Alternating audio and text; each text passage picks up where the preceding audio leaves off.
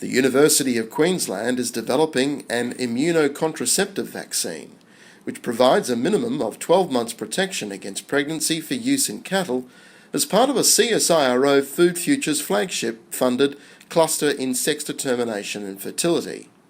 Spaying is currently the means by which female beef cattle fertility is controlled, but this surgical procedure results in some setback in growth rates and even occasionally adverse effects in some animals.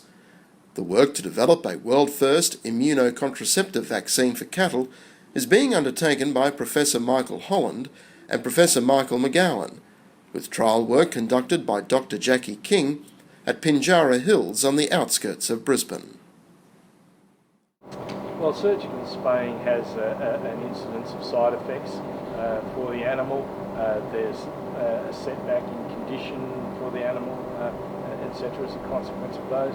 A vaccine is easier to distribute, faster to do, and doesn't potentially have those side effects, although that is a researchable question.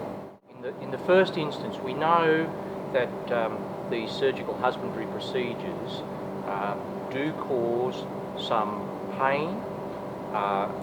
They reduce animal welfare, but they're also associated with short to longer term weight loss. Depends on whether compensatory weight gain occurs, and also mortalities. It is a surgical procedure, and there are some losses that occur following that surgery.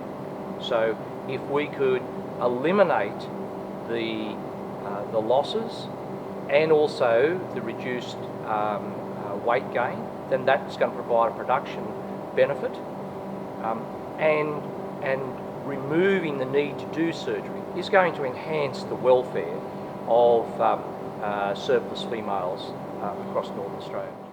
So every Monday morning, Tom gets them in and I meet him here at 6, and I've got a research assistant who helps me, and we move them through one by one.